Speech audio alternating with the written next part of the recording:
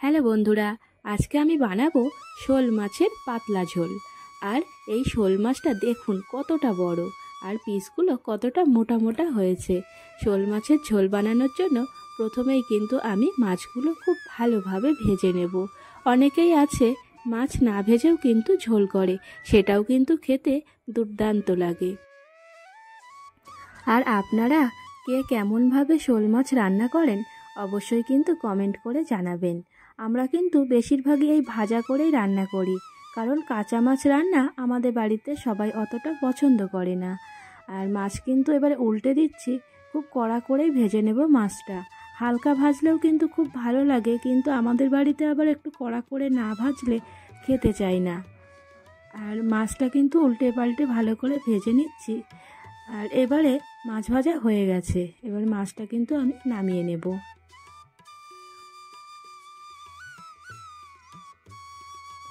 আর মাছ নামানোর সাথে সাথে একটা কথা আপনাদের বলি, আমি কিন্তু খুব সিম্পলভাবে রান্না করি, বেশি মশলা দিয়ে রান্না করা পছন্দ করি না। মানে বাড়িতে স্বাভাবিকভাবে যেরকম রান্না হয় সেরকমই করি। এবারে কিন্তু আমি পেঁয়াজ কুচি দিয়ে দিয়েছি, দিয়ে পেঁয়াজটা একটু লাল লাল হওয়া পর্যন্ত অপেক্ষা করব। একটু নেড়ে চেড়ে নিচ্ছি। কি বলুন তো, এখন যা সমাজ পড়েছে যে আমরা যে বেশি মশলার খাবার খেলে যে সুস্থ থাকবো তা কিন্তু না, ওই জন্য হালকা মশলার খাবার খেতেই কিন্তু বেশি ভালো লাগে। দিয়ে দিলাম আদা রসুনের পেস্ট, দিয়ে একটু ভালোভাবে নেড়ে চেড়ে নিচ্ছি। আর আমি কিন্তু অনেক সময় গুঁড়ো মশলা দিয়েও রান্না করি, আবার বাটা মশলা দিয়েও রান্না করি।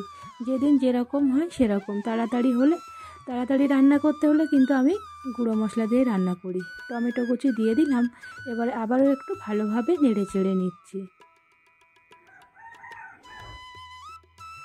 এবারে দিয়ে দিচ্ছি হলুদ গুঁড়ো, লঙ্কা গুঁড়ো। লঙ্কাটা আপনাদের যে যেমন ঝাল খেতে পছন্দ করেন সেভাবে দেবেন। দিয়ে দিলাম স্বাদ মতো লবণ, দিয়ে দিচ্ছি জিরে গুঁড়ো,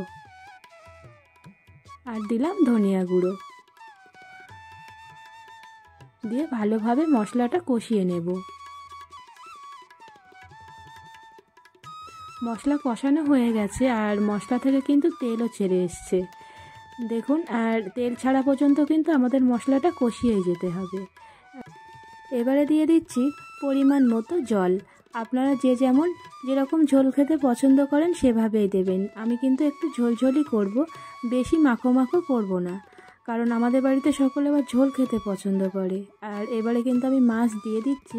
যেহেতু আমরা বাড়িতে দুজন মানুষ, এজন্য আমরা 3টে মাছই দিয়ে দেব, আর বাকি মাছগুলো রেখে দেব পরের দিন রান্না করার জন্য।